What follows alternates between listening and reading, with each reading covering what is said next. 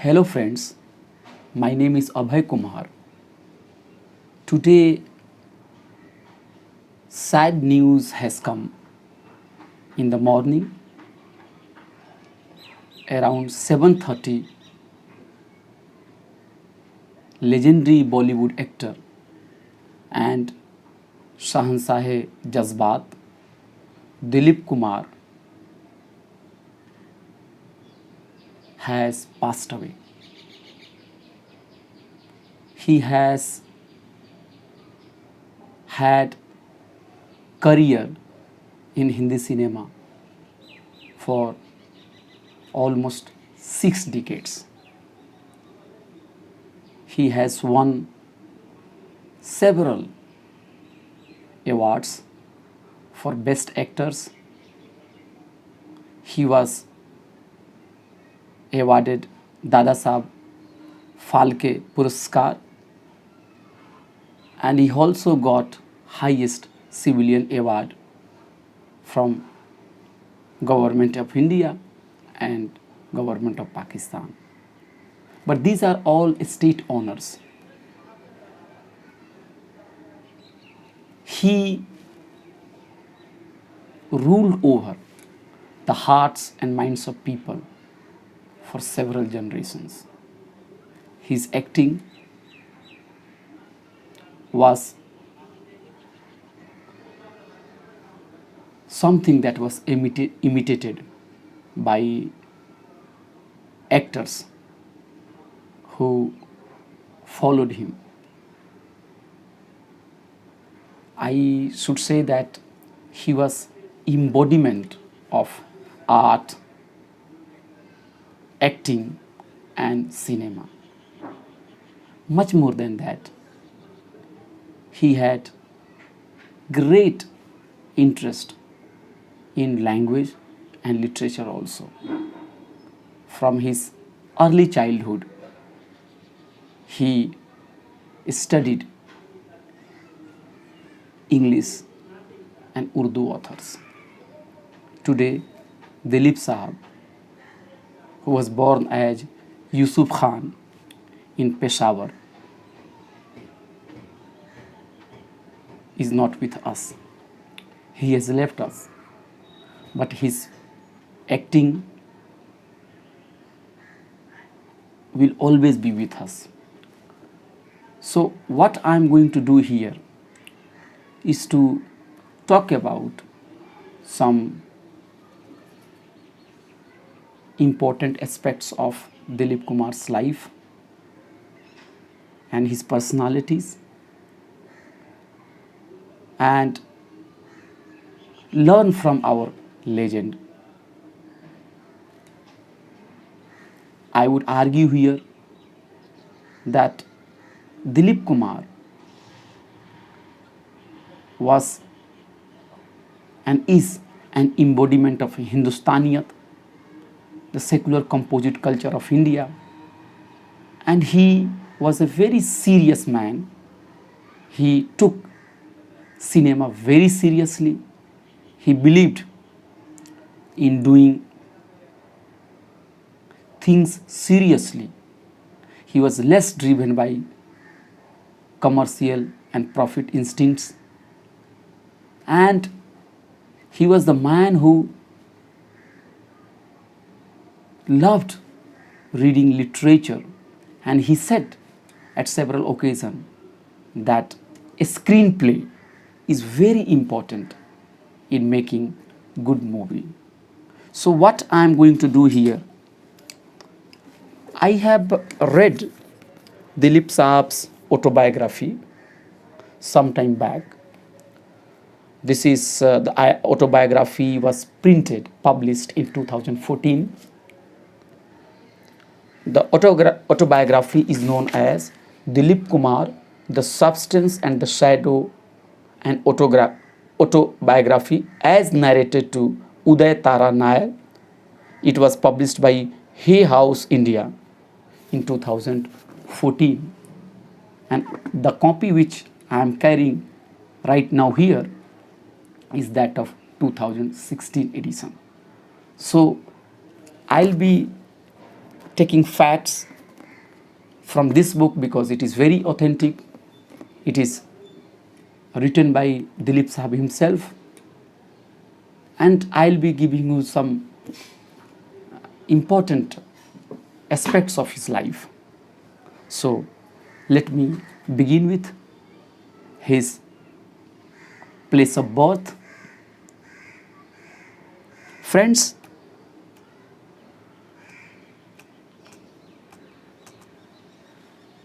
Yusuf Khan, who later came to be known as Dilip Kumar, was born in Peshawar. Now Peshawar is in Pakistan and in United India. It was the main city of Northwest Frontier Province, and Dilip Sahab was born on December 11, 1922, and he died today on July 7, 2021. So almost he lived for 98 years. So he got life, he lived his life, and he left his marks for the generations to come to follow. His city, the Peshawar, was also known as city of flowers, city of grain, and city of lotus. And that Peshawar is very strategically located region between Central Asia and South Asia, and in United India. It was known as gateway to India.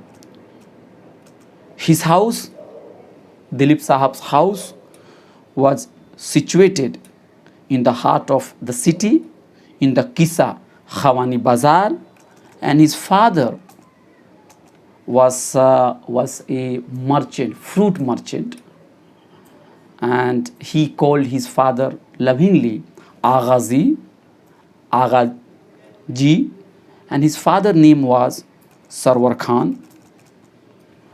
And Dilip Sahab had said that in Peshawar a good number of Hindus also lived, and his father had several Hindu friends, including Raj Kapoor and Prithviraj Kapoor's father, and Prithviraj's family and Raj Kapoor's family and Dilip Sahab's family had long relationship.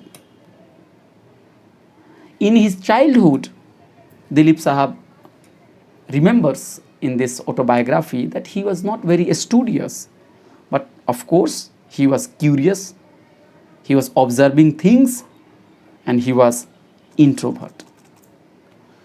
In the book, in his autobiography, Dilip Sahab says that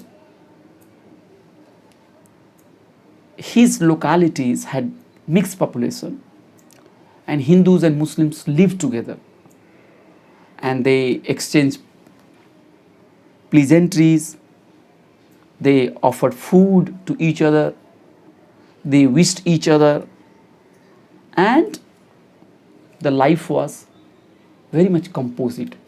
So Dilip Sahab was born in 1922, and I think a person who is around 8 or 9 years old, from that time the child is able to remember the things. So he is basically describing the things in late 1920s or early 1930s, and he found that the Peshawar at that time was very much living in harmony. As I have told you that great Bollywood actor Prithviraj Kapoor, whose son is also well-known actor Raj Kapoor. So Prithviraj Kapoor's father, Bisheshwar Nath ji, was at that time a civil servant, and he was Dilip Sahab's father's friend. And this is how Dilip Sahab and Raj Kapoor became friend, because both the families had already had long relationship. And at one place Dilip Sahab says that Raj Kapoor, Prithviraj Kapoor, in fact, the Prithviraj Kapoor was very handsome, and he used to stun the ladies with his handsome appearance. You could see the film Mughal-e-Azam, the role Prithviraj Kapoor played. That role also played a key part in the success of the movie. As I have told you that Dilip Sahab's father was earlier doing fruit business in Peshawar, but in the mid 1930s, they realized that the Second World War may happen at any time, and Dilip Sahab's father and Prithviraj Kapoor's father, they used to talk, and Dilip Sahab used to listen to their conversation. And through that discussion, I think his father, Dilip Sahab's father, came to realize that now it is time to shift to Bombay. And he also took this decision from business point of view, and he thought that if the war broke out, it will harm the business badly. And then one day, Dilip Sahab's father went to Bombay, and then later, soon, the family also shifted to Bombay. So in 1930s, in mid-1930s, Dilip Sahab's family moved to Bombay from traveling on frontier mail from Peshawar to Bombay.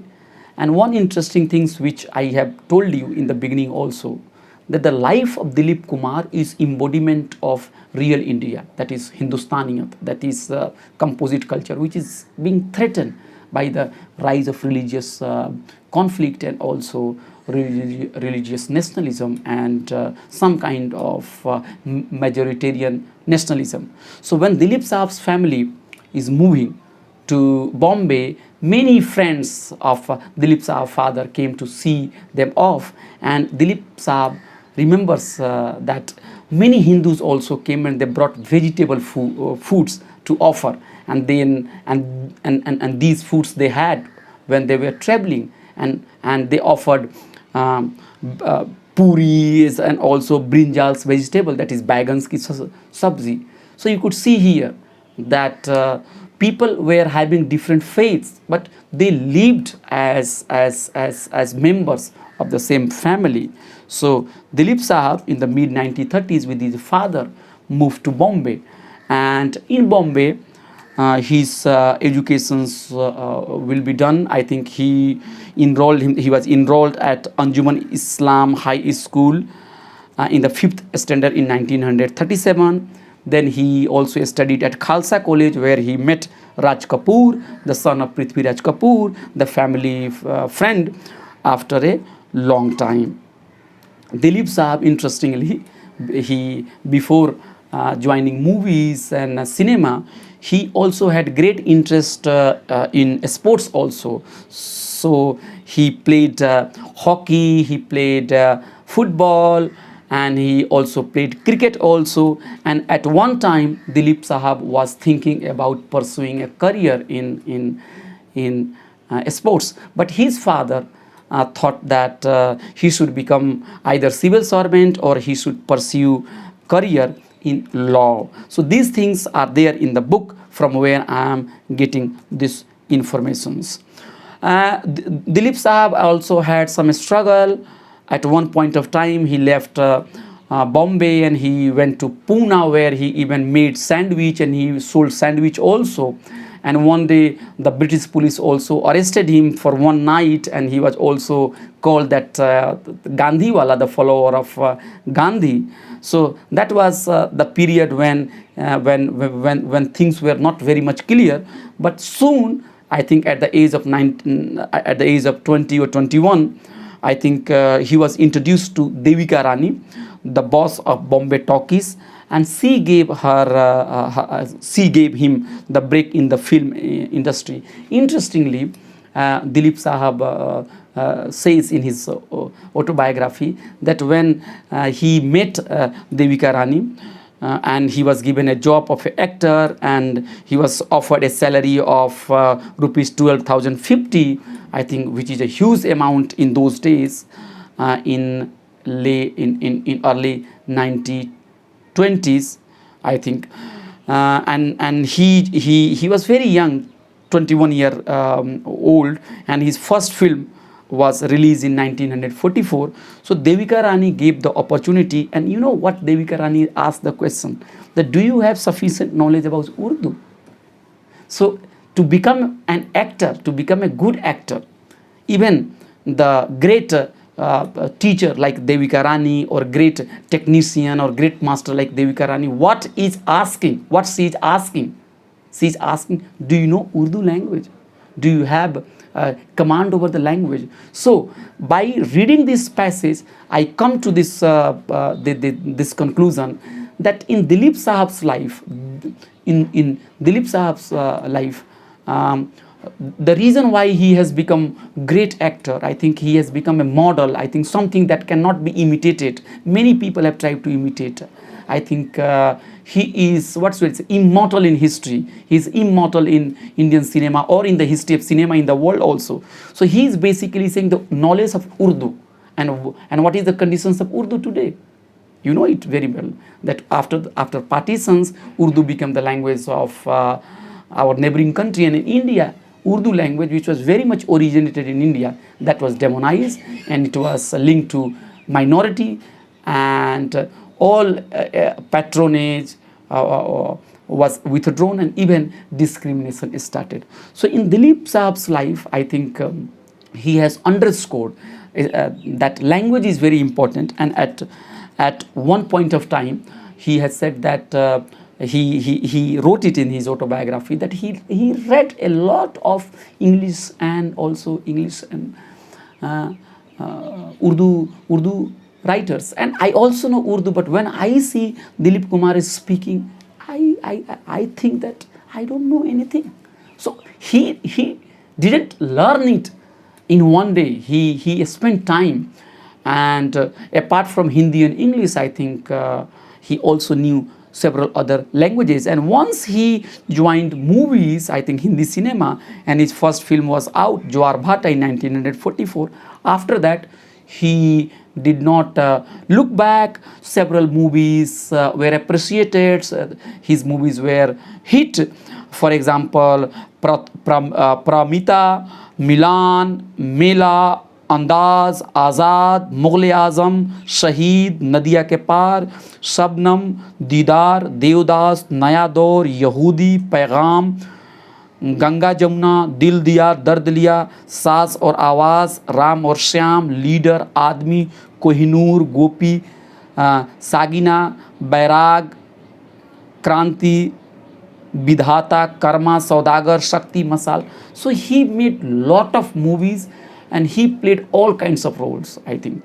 But he is memorable for his role of serious theme. I think he is very serious, and in his acting, and he said that he is Shahanshah Jazbat. The way he depicted human emotion in his acting, that is, I think, great. That is great. Nobody, I should say, has come anywhere near Dilip Kumar in expressing that human emotions. In recognition of his work, as I have told you, that Padma Bhushan, one of the highest civilian awards by the government in India, was given in 1991. Then Dada Saheb Phalke Puraskar in 1995, Nishan-e-Imtiyaz, the highest civilian award by Pakistani government in 1998, were given. So he had no dearth of success. He achieved success one after another, but he was the one person who did not run after getting success and recognitions. He believed in working hard, taking film seriously, doing less number of film at a time, taking character very seriously, and he believed in doing research. He believed in reading extra thing to really understand and go into the heart and soul of the actor. So if you read the biography, he gives several examples that how much he read once he accepted that he is going to play this role. He read a lot to know, to get some idea about that. He traveled, he met people, he talked to them.